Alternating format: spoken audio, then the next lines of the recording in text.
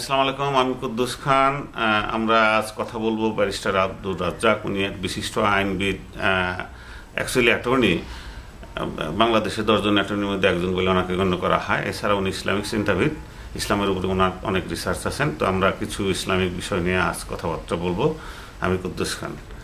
আসসালামু আলাইকুম ভাই, ভালো আছেন? আপনাকে ধন্যবাদ। আচ্ছা, আপনাকে প্রথম যে প্রশ্ন আমার সেটা হলো গণতন্ত্রের সঙ্গে ইসলামের একটা কনফ্লিক্ট হয়। এই কথাটা আমি যখন লন্ডন ছিলাম, লন্ডনের ইসলামিক কাউন্সিল বলেছিল আমরা খেলাফত চাই, ওয়েস্টার্ন স্টাইল গণতন্ত্র ডাজ নট ফিট উইথ ইসলাম। এই প্রসঙ্গে আপনি কি মনে করেন? পাশ্চাত্য গণতন্ত্রের সাথে ইসলামের যথেষ্ট মিল আছে, আবার কিছু কিছু ক্ষেত্রে অমিলও আছে।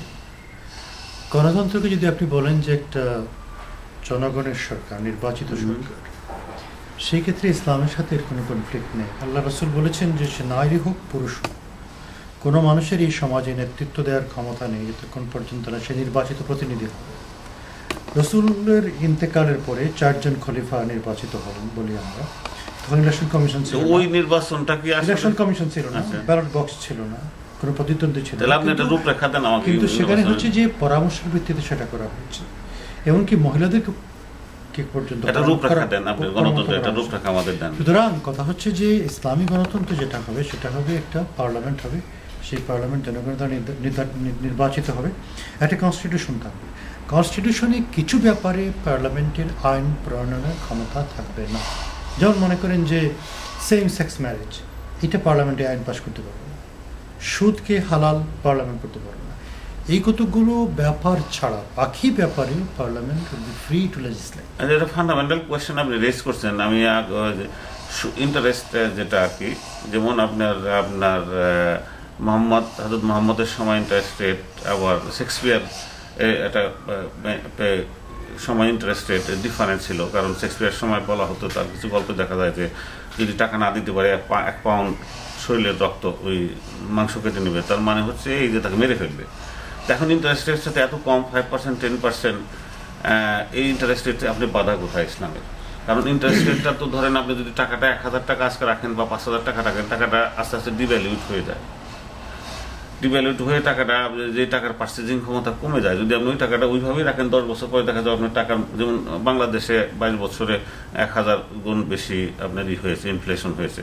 বাংলাদেশ যদি 50,000 টাকা 22 বছর আগে রাখতেন, এখন তার দাম হয়ে যেত কত 5,000 টাকা। ইসলামী অর্থনীতিটাকে আমাদের বুঝতে হবে। ইসলামী অর্থনীতির আসল কথাটাই হচ্ছে আল্লাহ তাআলা সুদকে হারাম করেছেন, ব্যবসাকে হালাল করেছেন। আজকে পাশ্চাত্যের বিভিন্ন দেশে HSBC বলেন, স্ট্যান্ডার্ড চার্টার বলেন, তারা ইসলামিক উন্নয়ন করেছে। বাংলাদেশে ইসলামিক ব্যাংকিং সবচেয়ে বেশি সফল হয়েছে। ওয়ার্ল্ড ব্যাংকের আপনার সার্ভে অনুযায়ী বাংলাদেশে সবচেয়ে বড় সফল ব্যাংক হচ্ছে ইসলামী ব্যাংক বাংলাদেশ। আমি অর্থনীতির ছাত্র ছিলাম। 60-এর দশকে আমরা যখন বলতাম যে ব্যাংকিং সুদ ছাড়া চলতে পারে, মানুষ হাসাহাসি করত। সুতরাং আজকে ব্যবসা হচ্ছে, বিভিন্ন প্রোডাক্ট আছে যাকে বলে আপনার পার্টনারশিপ হচ্ছে, লিজ ফাইন্যান্সিং হচ্ছে। তারপরে চলছে এটা, কিছু মানুষ তো আছে যারা এটা করছে। সুতরাং কথা হচ্ছে ইসলামী ব্যাংকিংয়ের ফলে একটা সমাজে আপনার ইকুইটেবল ডেভেলপমেন্ট হতে পারে, ইকুইটেবল হতে পারে, সেটা চলছে, সেটা বাস্তবায়ন হচ্ছে। এটা সুদ ছাড়া ব্যাংক চলতে পারে না, এটা আছে একটা বাস্তবতা। সরি, এটা এই বাস্তবতাটা মানে সুদ ছাড়া যে ব্যাংকিং চলতে পারে না, এই যে একটা বাস্তবতা ছিল এক সময়, এটা ভুল প্রমাণিত হয়েছে ইসলামী ব্যাংকিংয়ের পর। আপনি ইউরোপে যান, ইউরোপে ইসলামী ব্যাংকিং, আমি ইন্দোনেশিয়া, মালয়েশিয়া দেখেছি Islamic style of banking. Difference তো কিছু দেখলাম না, 9% আর 8.5%। না, ওখানে ওটা যেটা হচ্ছে যে আপনাকে একটা মার্কআপ দেওয়া হয়। আপনি একটা জিনিস কিনে আনবেন, এই স্যুটটা আপনি কিনে আনছেন, আপনি সে $100 দিয়ে স্যুটটা কিনে আনছেন, আমার কাছে আপনি স্যুটটা $150 বিক্রি করে দিয়েছেন। ওই $50টাই আপনার লাভ। কিন্তু কমার্শিয়াল ব্যাংকিংয়ে কী হচ্ছে, ওই 50 টাকার উপরে, $150 উপরে বারবার সুদ হচ্ছে, চক্রবৃদ্ধি সুদ হচ্ছে। এটাতে কোনো সুদ পাবেন না আপনি। তার মানে আগে আপনি ফিক্স করে দিয়েছেন $50 প্রফিট, যদি লস হয় দেন হয়। এইটাই চলছে। এটা এই ছোট আলোচনার মধ্যে এটা করা যাবে না। ইসলামী banking is a successful banking throughout the whole of the world. এটা তাকে অস্বীকার করতে পারবে। এখানে আমি ক্লাস অফ সিভিলাইজেশনে আসছি, জিহাদি ইসলাম যেটা আর কি। জিহাদি ইসলাম নিয়ে আমি লন্ডনে কিছু স্কলারদের সাথে কথা বলেছি, সৌদি আরবের কিছু স্কলারদের সাথে এখানে কথা হয়েছে। তাদের বলেছি তোমরা কিছু 2 জন ইনোসেন্ট লোক ধরে রেখে যে পণ দাবি করো যে এত লক্ষ টাকা দিতে হবে অথবা আমাদের 10 জন মুক্তি দিতে হবে, what kind of Islam is that? তারা বললো যে প্রথম কথা হলো এটা আমাদের রাইট, কারণ আমেরিকা যেহেতু বোম মেরে ইসরায়েল বোম মেরে হাজার হাজার লোক মেরেছে, আমরা অ্যাটেনশনটা দিতে চাই ওয়েস্টার্ন, যে আমরাও পারি, আমাদের শক্তি আছে। তো এই যে একটা ধারণা, এবং ইন জেনারেল আমেরিকান যে সমস্ত ইন্টেলেকচুয়ালদের মধ্যে আমার কথা হয়েছে, তাদের ধারণা ইসলাম মানে হচ্ছে, ইসলামিস্ট মানে হচ্ছে তারা 2 জন লোক ধরে নিয়ে ইনোসেন্ট লোক আটকে তারা তাদের দাবি করবে যে আমাদের মুখে ছেড়ে দাও, হোয়াট এভার।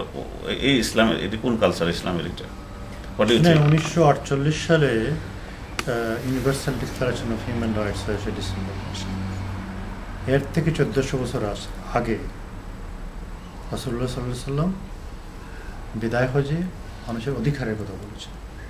কোনো মানুষকে আপনার বিনা বিচারে মারার অধিকার কারণ নেই, এটা সম্পূর্ণ ইসলামের বাহিরে। ইসলাম টেরোরিজম বিশ্বাস করে না।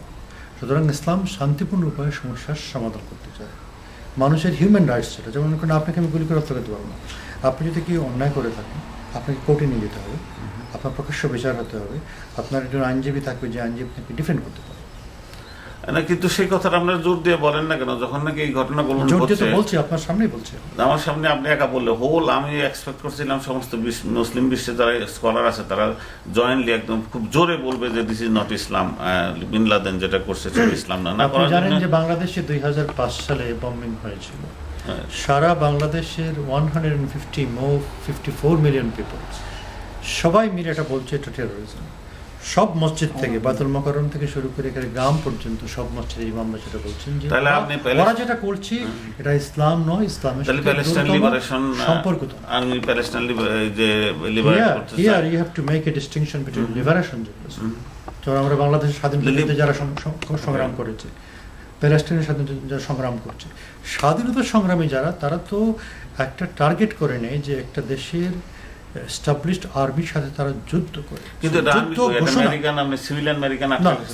আপনি বলছেন Palestine liberation, Palestine liberation organization is fighting Israeli army. সুতরাং একটা দেশের প্রতিষ্ঠিত আর্মির সাথে একটা লিবারেশন অর্গানাইজেশন ফাইট করা আর কাউকে হঠাৎ করে গুলি করে মেরে ফেলা, you have to make a distinction between this two.